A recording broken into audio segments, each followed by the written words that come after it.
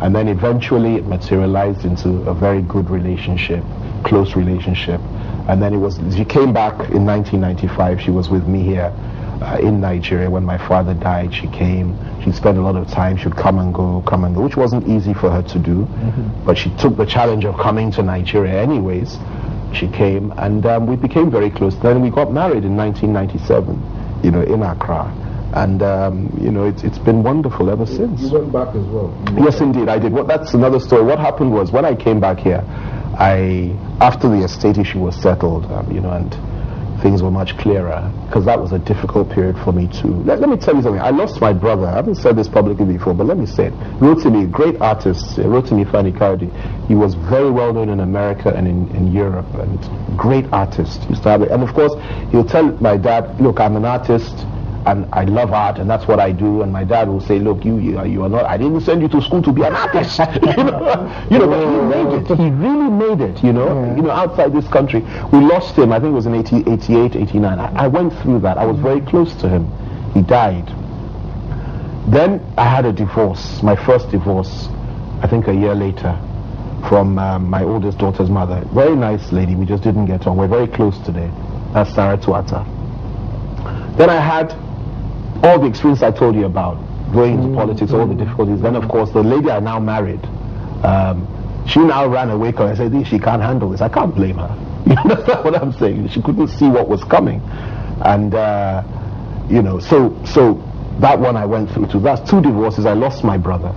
I went through all those difficulties, challenges in political life.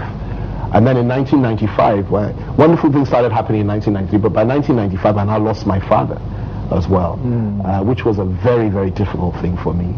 And I had to enter a new level. So when I got in, when we settled everything in terms of the estate, and I now, of course, got involved in the affairs of my country. And the interesting thing is that my views about Nigeria, what should happen in Nigeria, completely changed based on my experiences in Ghana.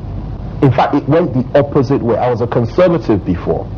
By the time I came back, I was a completely radical. Actually, I stopped believing in the Nigerian states up until the time Abacha died. So when I came back in 1995, 96, I had problems with the Abacha government. I got deeply involved with the Nadeco struggle in my own way, because all kinds of people did all sorts of things then. But I got involved, and I was really helping with the Nadeco in Ghana, operations, and we were preparing for all sorts of things. I was deeply involved. We used to help a lot of people who would come away from here, running away from Abacha, on transit to Europe and America, that kind of thing. I had a whole network there. My wife was very connected to the Ghanaian government too, so the government of the day. So we did a lot there, and I was deeply involved, and I started criticizing Abacha people here. A friend of mine came to see me one day, and who is in the military intelligence, and told me that, look, these things you're doing, let me just tell you now, that they're going to lock you up. If they don't lock you up, they're going to shoot you, because you're not supposed to be talking and saying. So I just had to leave. But when I left, I was more effective there. So from 1996 ending, throughout the period, I was very much involved in the opposition struggle. And our commander in Ghana was Chief Tunde Edu, as the older brother to Yomi Edu, the former minister. He was an Nadeco commander in Ghana, and we did a lot of things. We were very actively involved in that struggle, and that is what I considered to be my calling at that time in life, and that's basically what we did. Let me tell you something about that before we get on to other issues, because it's actually quite interesting. People don't realize just how terrible, whether it's war or whether it's conflict in your country, can be, the implications and the consequences. We have a struggle in Nigeria, for example. A bad man is ruling and terrorizing everybody. But, people often focus on the big people, as it were, people like Charlie Boy and yourself and myself, complications we have. But the ordinary people are the ones that suffer the most. And that's what I learned, that if you see the number of people that had to flee Nigeria, people from perhaps the lower levels that you may not ordinarily meet, because we used to have to deal with them in Ghana. We used to have to help them out there. We used to give them money, provide housing for them, visas and things to get out of Africa. I mean, with the fact that the federal government has prosecuted a lot of highly placed Nigerians in the area of corruption, but I'm sure a lot of people like us would be a lot more happy if we can get at least one conviction and get to hear that so and so is going to jail for 20 years, or his assets and properties will be confiscated and things like that. I think a lot of Nigerians will be happy when we finally get conviction. No, definitely, that you're absolutely right there, but it's very important to appreciate one thing, and that is that there's a principle of separation of powers. If we in the executive, or when we in the executive determine that Mr. A, B, C, D, or E is a rogue, and we say so, and we adduce the evidence and say, look, this is what we feel about this man, and we are going to prosecute him, and we're going to send him to jail for the rest of his life for whatever it is, because we believe he should be in jail, we have to present our evidence to the third tier of government, which is the judiciary. They will now look at our evidence and determine whether we're right, or whether indeed his defense lawyer or his defense is appropriate to keep him out of prison net, as they call it in Nigeria. Okay? And it's important we appreciate that, because if we don't do it like that, then we all become extremely, well, we're an endangered species. Charlie Boy becomes an endangered species, and so do I, and so do you, simply because somebody somewhere in the executive may determine that, look, he doesn't like the way he wears his tie, and therefore he has to go to jail, and there's no court. So we can't possibly determine. We can only say we feel strongly about this, and we're going to prosecute him and send him to jail. Now, the problem comes when the process takes so long in court.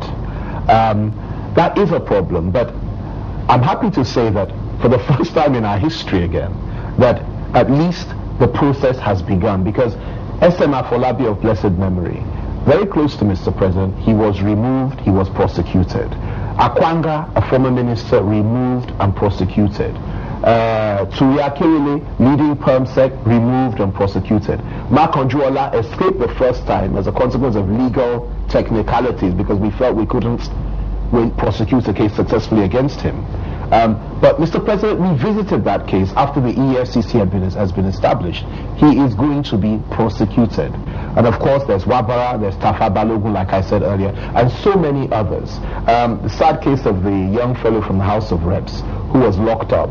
He wasn't given bail. Unfortunately, he died in EFCC custody, because that shows you how seriously we take these matters.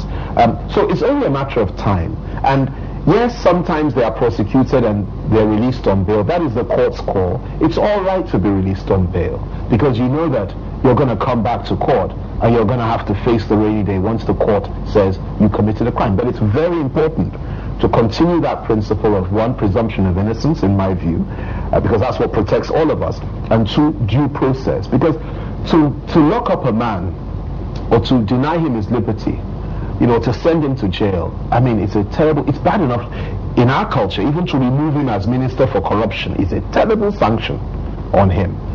Now, that's just where it starts. But you are trying, as a government, to send this guy to jail. And that is traumatic enough. They all have families. So let there be due process. Let them not ever have cause to say, oh, this was an Abacha type case. And let us not be able to say, oh, within a month you're going to spend the rest of your life in jail for stealing. Let them have their day in court. That doesn't mean they'll escape. Your point is well taken, but on the other foot, the Lagos state government might not totally agree with you. Not totally. Yes, the courts are there, but we know the Supreme Court ruling on the case of... Do you? You say we know. Now I know you know better than that. But your question is appropriate, because a lot of people just don't know. And this is, of course, where Lagos State has been very disingenuous about the whole thing. And if I may repeat Mr. President's words, the governor of Lagos State has been, in my view, more than obdurate. And Mr. President was being very charitable to him, more than obdurate in this matter. Look, the Supreme Court judgment was very, very clear. Yes, federal government has an obligation to release the funds, but it has an obligation to release the funds to the 20 local government areas that have been duly created and listed in the Constitution. The additional local government areas that were purportedly created by the Lagos State government were not properly created. They were inchoate. They're asking for the 20. If they're asking for the 20, that they'll know how to... No. What the Supreme Court judgment said was this: they, number one, have to revert. By implication, that's what they're saying, and I'll tell you why. Because when you say pay them for the 20, if the 20 is not in existence, who do we pay the money to? So let me tell you what has happened here. For example, take Lagos Island. They split Lagos Island into 4 local government areas. Now, the money that we are supposed to pay to Lagos Island, directly to them, or to be dispersed to them by the state government, who are they going to give that money to? Now, 5 states did this. 5 states did this.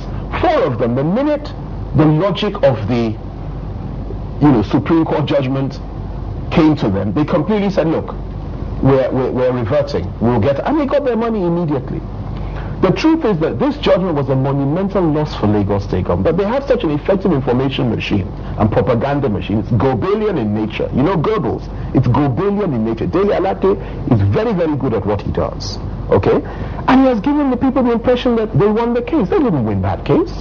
Because again, let me repeat what the judgment said.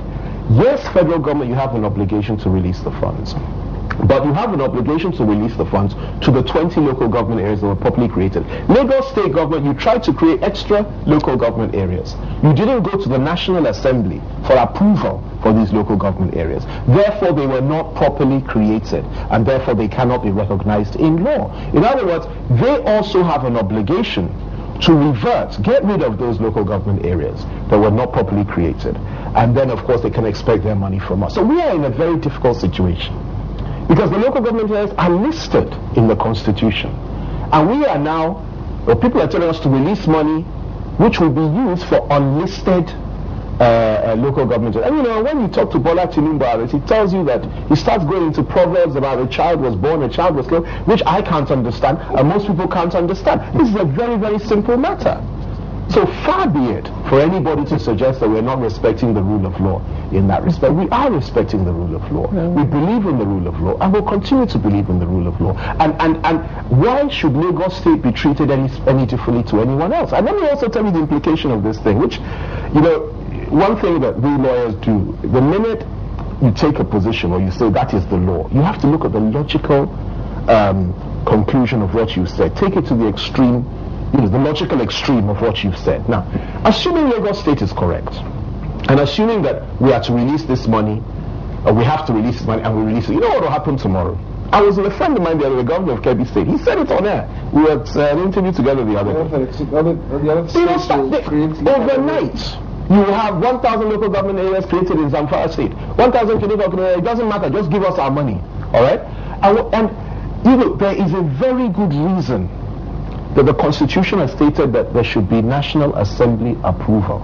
It's a very, very good. Why? It stops state governments and state governors from us getting up and arbitrarily creating local government. Even where they need. And you see, where Lagos State has missed it is this. I believe, I live in Lagos. I'm more of a Lagosian than Bola Tinubu. I live in Lagos. Now, I believe Lagos State deserves more local government areas. There's no doubt about that, because you cannot justify a situation where a place as large and as populous as Lagos State has only 20 local government areas. But it must be done properly, in the right way, and according to due process and according to the law. Present your case to the Assembly, create them. But before they have lawful and legal backing, you must go to the Assembly and say, look, this is what I've done, please give us approval. When they give you approval, you get your LGS, you get your money. But you can't do it outside the law. Have not been fair to themselves, the people of Lagos, or indeed to the President of the federal government. But let me again emphasize, he is my good friend, and I have tremendous respect for the Governor of Lagos State. It's just this difference in terms of politics. But when do you think all this will end? Well, it's left to the Governor of Lagos State. It's left to him. The ball is in his court. You can make as much noise as you can and tell the whole world you've been cheated, but he knows very well that he has not been fair to himself or to the people of Lagos State. The suffering that people are going through in Lagos State is because of him. Because he refuses to revert. Where 5 of you did this thing, 4 of you have reverted.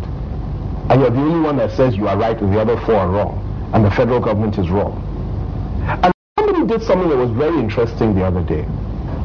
They published the judgment, specific sections of the relevant portions of the judgment. It was a lawyer, very brilliant, in the newspaper. He bought a full page and just published specific sections of the judgment. That is where it called on us to release the money, and where it gave the conditionalities, how the money should be used, and what Lagos State government should also do.